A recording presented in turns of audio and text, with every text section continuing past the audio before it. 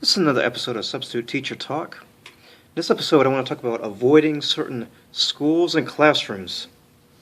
Now, I've been being a substitute teacher for almost 4 years now, and I've kind of noticed that there's a pattern for either some schools or classes, and they're kind of on my blacklist of just kind of avoid and don't even think about going there every time I see them on the jobs boards.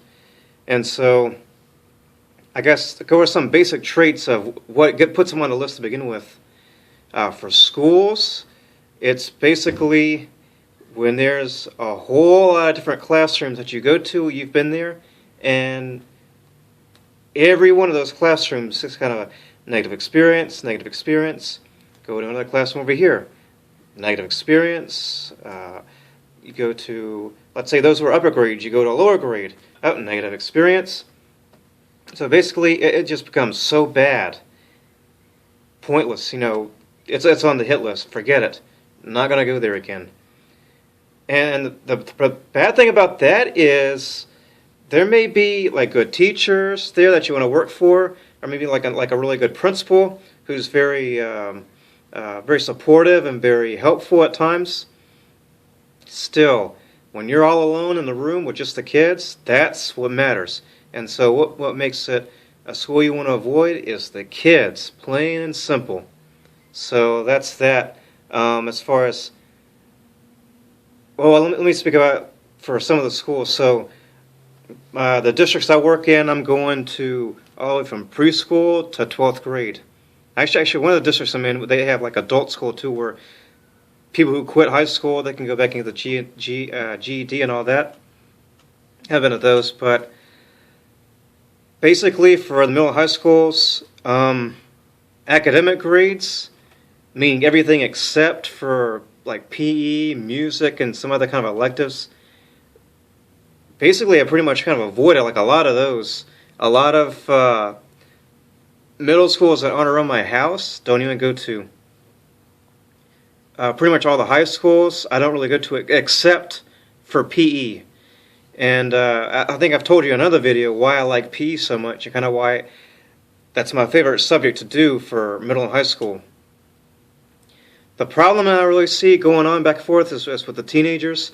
You have to have a whole lot of warnings about having phones out, a lot of reminders.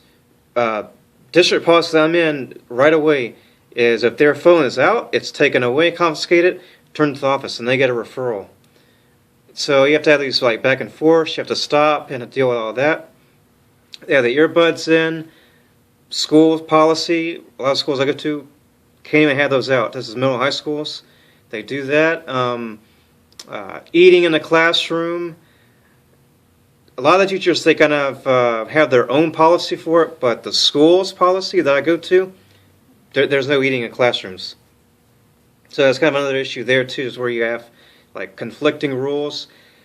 Teacher kind of breaks the rules a little bit, but we're supposed to enforce the rules of what the school is. So that's that. Well, as far as eating, may write on the board no eating in classroom at all, and then people are eating in class, just defiant. I guess that's a broad one to go with, just a lot of defiance. And then you have to deal with that. Middle and high school, it's profanity a lot of times. As far as elementary, wanting to avoid certain classrooms and schools. There's just not getting much work done at all. Disrespect. I think some other ones. Another one as well as like for elementary as well as middle and high school is just kind of like I guess the right word would be conniving. Like they say that they're going to go and do one thing when they leave the class, but they go and do something else. For high school, I would say it's like they say they're going to go to the bathroom, but then they're going to go to their vehicle and get something, or go somewhere else so they didn't tell you.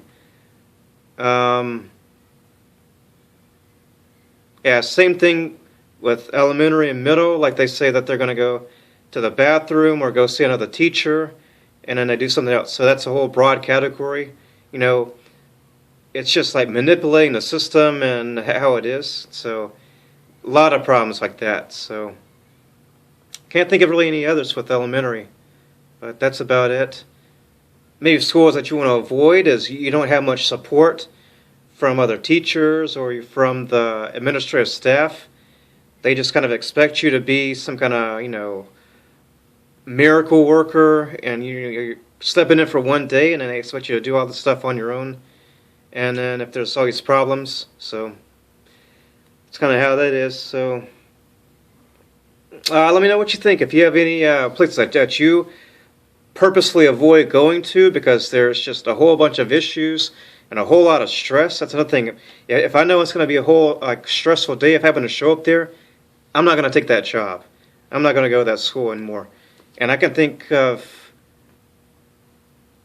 probably like 3 or 4 schools easily that not even going to go there. So that's about it for now for this episode. Stay tuned for more, and good luck out there.